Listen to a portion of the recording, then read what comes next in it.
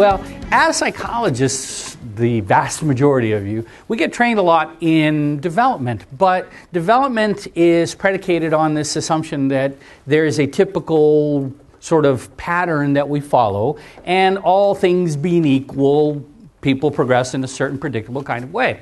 One of the things we don't get a lot of training in, though, is how might a different language and a different culture affect development when it comes to education, when children enter school. And that's really what my role is here today, is to help you account for basically two of these major variables, which include language differences and when I say cultural differences, I really am speaking about acculturative differences. In other words, how much time, how much opportunity somebody has had to learn the elements of this culture versus the elements of their native culture, the culture that they were being raised in. And those are two very different things. And like I said, I'll clarify as I go through it. But those two factors affect development. And they're very, very confusing to people. And they've not been well accommodated by the types of assessment procedures or the assessment tools that we have available to us in the United States. So I'm going to clarify in terms of both how the development proceeds, how it affects academic development, which in turn affects test performance, and then help you understand what you can do about it. By the time you leave today, you can take the information that I will give you. You can take an existing case that you've already done if you'd like, although most people prefer not to look back, okay? And you can start using it in your next case, if you'd like, literally tomorrow. You can apply them. They're not procedures or tools or a process that requires you to actually be bilingual yourself.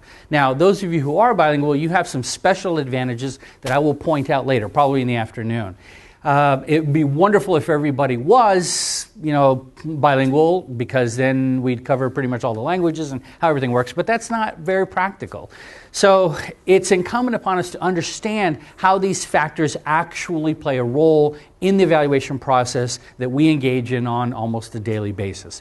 And of course, when I start talking about language and dual language and first and second language acquisition and bilingualism, people often sort of get the initial impression, I think the intuitive impression is, well, maybe there's something wrong with bilingualism. And I'll explain where that sort of comes from.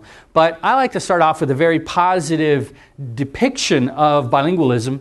And you can see here that I happen to find a photograph that really emphasizes the positive aspects of bilingualism, because if you're thirsty and you order some orange juice, it's going to cost you $5. But if you happen to speak Spanish and you order instead jugo de naranja, which, by the way, is orange juice, all right, it's only going to cost you $4, so you get a 20% discount just for being bilingual. Okay, I know, that's not very much, but we'll get into it. Anyway, this is a map that shows why, the issues that I'm speaking about are very important. This is a map showing the minority population as a percentage of county population. So the darker the number here, which is an interesting way that the U.S. Census put it, but the darker the color, the more minorities exist in those areas, right? Now, you can see we're up here, right, in Indiana. All right, so it doesn't look too bad. But the interesting thing about this is not the actual population, because this is what we already know. It's actually the next slide, which shows the change that's occurring in the population. There's not much change going on in these places where historically there's been a lot of ethnic minority population from the very beginning. But you can see right there, look at the entire state of Indiana is like covered with change. You're literally in the center of sweeping changes in the demographics in your schools. And I'm sure that's no surprise to you. I'm sure you've already experienced that. Part of the reason that you're here or that I'm here today is because of this, and so we need to attend to it. I think it's important that it also emphasizes that everybody must deal with this issue. This is no longer an issue where we have our few scattered ethnic minority or culturally linguistically diverse children, we'll throw a couple of people at them and that'll be enough. Now it's something that you have to deal with no matter where you go, literally no matter where you go in the United States. Now, even though there's been a long history in many places of working with children who come from diverse cultural linguistic backgrounds, people haven't always really understood what those issues are. And testing in particular had the chance to really address these issues very early on and failed to do so. part of the reason was that there were ideas going on at that time, accepted notions, or literally accepted scientific facts that were not really facts, but were accepted, and it I would say misguided people into thinking certain things were happening that weren't happening, and it prevented them, I think, from seeing the reality. And a lot of this came from their understanding of things like intelligence and its relationship to race.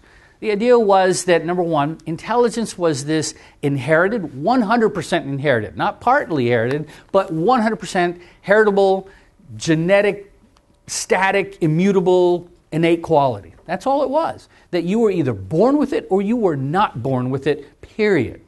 And that was a very, very sort of common but radical stance. And because of that, it meant that you had to believe in these other things. It means that they didn't believe that the fact that you didn't speak English and didn't understand what somebody was saying to you when you were being tested had anything to do with your intelligence. That was just sort of a little issue, and we deal with that in some other way. Your familiarity with U.S. culture was not something that dictated whether you should score well on a test or not. They dismissed that one. And they said that basically being raised in another culture or having a different cultural experience was irrelevant. The tests were thought of as infallible measures of something that was inside of you, so it didn't matter where you came from or what language you spoke, they were going to figure out what it was. And I like, you guys, the students probably remember Edward Boring, E.G. Boring. Does he ring a bell in your history class yet? Right? Well, I know because a lot of people think boring was boring, but he wasn't totally boring. He actually said in 1923, intelligence is what intelligence tests measure. That's what he said. Intelligence is what intelligence tests measure, which is a circular or tautology, that's redundant, I guess, but it's a tautology that exists even today, that we define it primarily by what the test says. So that means that you are what the test says you are, and therein lies some of the danger in using tests with children who are culturally and linguistically different. People thought, well, you didn't score well on a test and you're bilingual, then bilingualism must be the problem. And that's how they viewed it.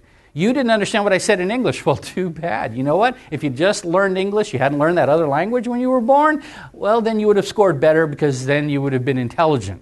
But it wasn't the fact that you didn't know English, it was simply that you were not intelligent.